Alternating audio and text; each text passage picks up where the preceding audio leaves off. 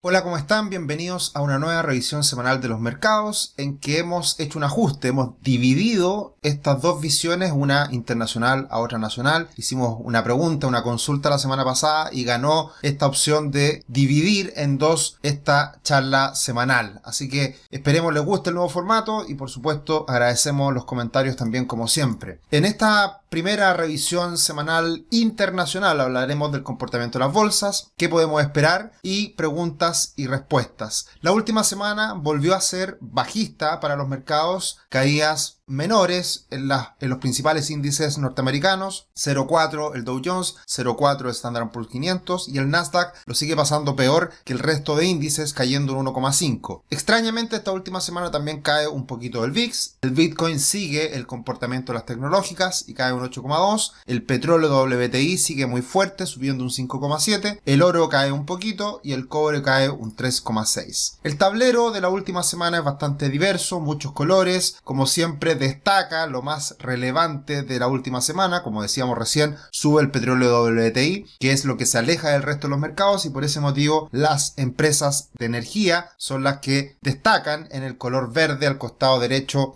en la mitad aproximadamente. Las tecnológicas reducen sus pérdidas, Apple, Google, Microsoft caen poquito, Amazon de todas formas cae bastante, más de un 7% y se mantiene este escenario algo dispar por la entrega de resultados que hemos visto en las últimas semanas.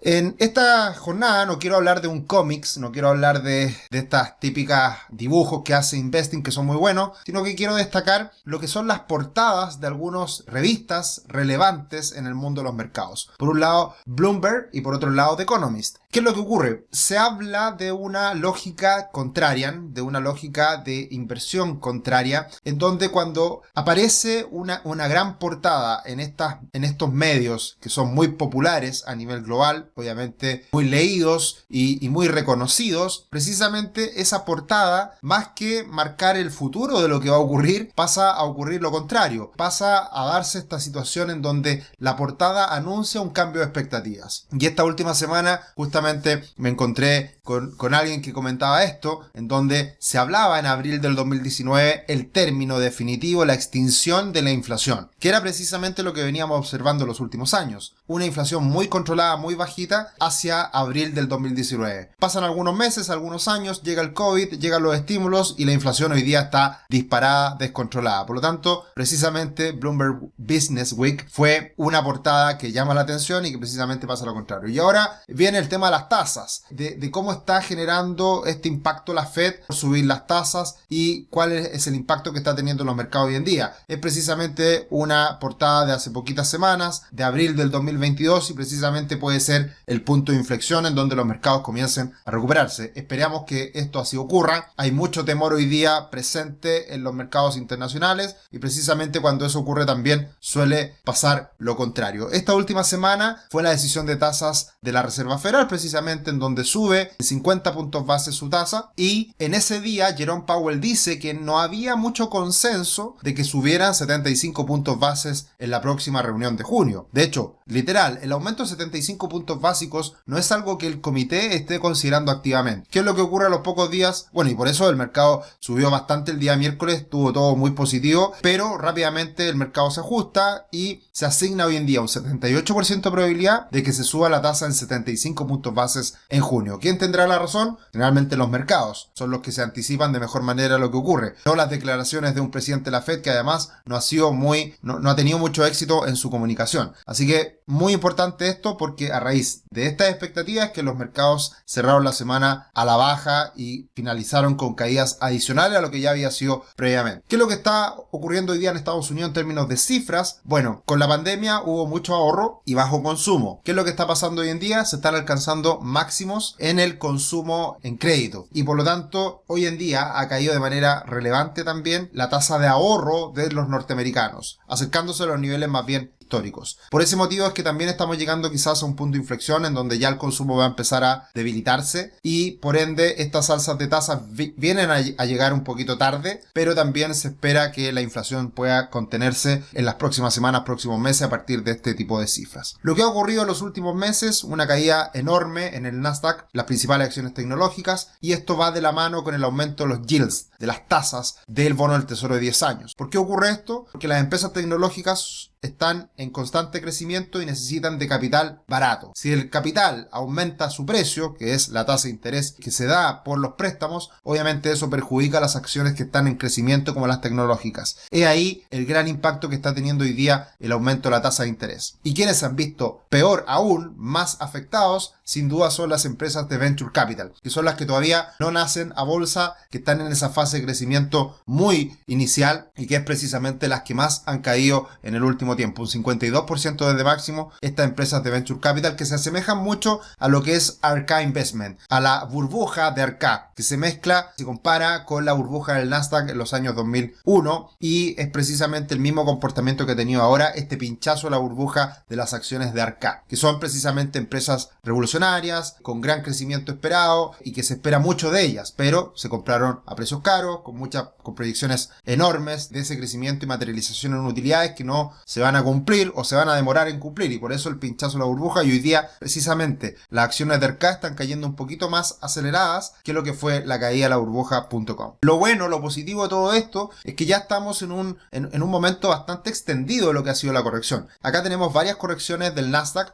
bear markets, en donde el promedio de caída ha sido de un 35% con 198 días de caída, mientras que la mediana es de un 32% con 120 días de caída. ¿Cómo estamos hoy en día? Con una caída del 24% y con 168 días de extensión en este bear market. Por lo tanto, ya estamos más cerca de ese fondo en términos promedio. Puede que ya comience una recuperación, puede que siga la caída, pero ya estamos en un periodo bastante extendido de lo que ha sido la corrección. Todos estamos mirando los hombro cabeza a hombro del Standard & Poor's 500, que es lo que pasó el 2010-2011, algo muy parecido, pero ahí viene una recuperación posterior muy relevante. Eso también puede pasar, pueden fallar estas figuras. Todavía estamos en una situación bastante, por decirlo de alguna manera, en el límite, y por lo tanto todavía puede existir la posibilidad de que exista una recuperación de cara al futuro. Acá podemos ver el hombro cabeza a hombro del Standard & Poor's 500. Ese hombro cabeza a hombro está precisamente en un soporte muy importante, todavía aguantando 4.100 puntos aproximadamente. Podemos darle un poquito de filtro hasta incluso los 4.000 puntos, 4.050, que han sido los mínimos de los últimos días, pero todavía hay patria, todavía hay posibilidades de que se recupere el Standard & Poor's 500. En el Nasdaq es más difícil la situación en el sentido de que ya está traspasando mínimos, pero todavía hay ciertos soportes que podrían aguantar. Incluso los 12.300 podrían ser el soporte más importante, que fueron en épocas pasadas una resistencia importante y también un soporte relevante en toda la alza fines del 2020, principio del 2021. Así que hay que tener mucho ojo en cómo sigue actuando estos soportes en el corto plazo. Como siempre, los dejamos cordialmente invitados a que se suscriban a nuestro canal en YouTube, que nos sigan en redes sociales,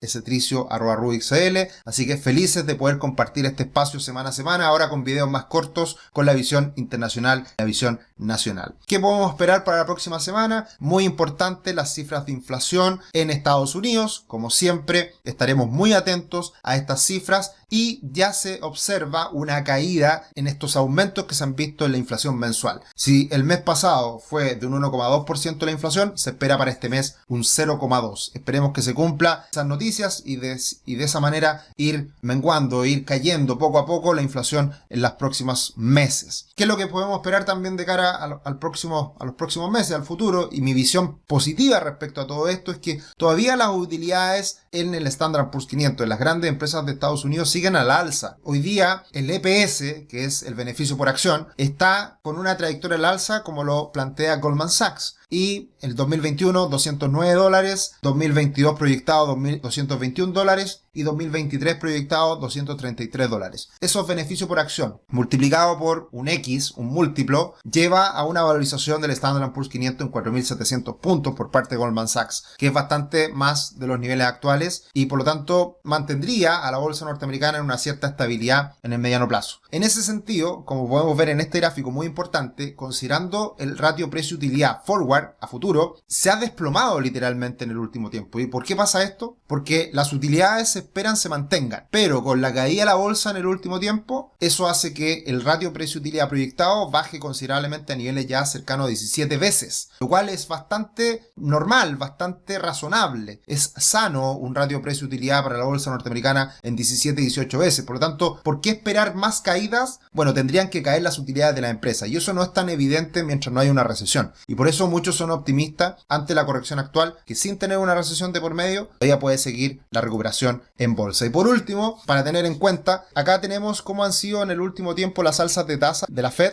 y en ese sentido, previo al alza de tasa, muchas veces se ven caídas los mercados, y posterior a esta alza de tasa de ya 100 puntos, viene una recuperación importante. También, desde ese punto de vista, puede ser el futuro auspicioso, teniendo en cuenta que ya se están dando esta alza de tasa, ya está incorporado en los precios este futuro de alzas de tasa, y por lo tanto, qué tantas sorpresas pudieran existir, es difícil de saberlo, pero es poco probable que siga aumentando esa situación. Y por último, pregunta y respuesta, pocas preguntas esta última semana porque estuvieron muy activos dándonos este consejo de cómo seguir con los videos, dividirlo en este caso. Mauricio dice, ¿es posible que nos dé al final de cada webinar un ejemplo de price action con algún índice o acción popular? Lo haremos. Me parece interesante eso, Mauricio. En la proyección de cara al futuro podríamos colocar algunos gráficos de alguna proyección, que en cierta medida también lo hacemos semana a semana. Y Juan Araya pregunta, si el Nasdaq sigue cayendo, ¿pueden caer las criptomonedas? Así es, así fue la última semana, con algo de rezago. Las criptomonedas y el Bitcoin en particular con caídas muy fuertes, acercándose el Bitcoin a pasos agigantados a sus grandes soportes más cercanos a los $30.000. Eso ha sido, en este caso, en la visión de los mercados internacionales. Iremos haciendo ajustes pequeñitos semana a semana para que se vaya entendiendo mejor este concepto de videos de 10 minutos y que nos acompañen todos los domingos como lo han hecho en el último tiempo. Un abrazo, que estén muy bien. Chao, chao.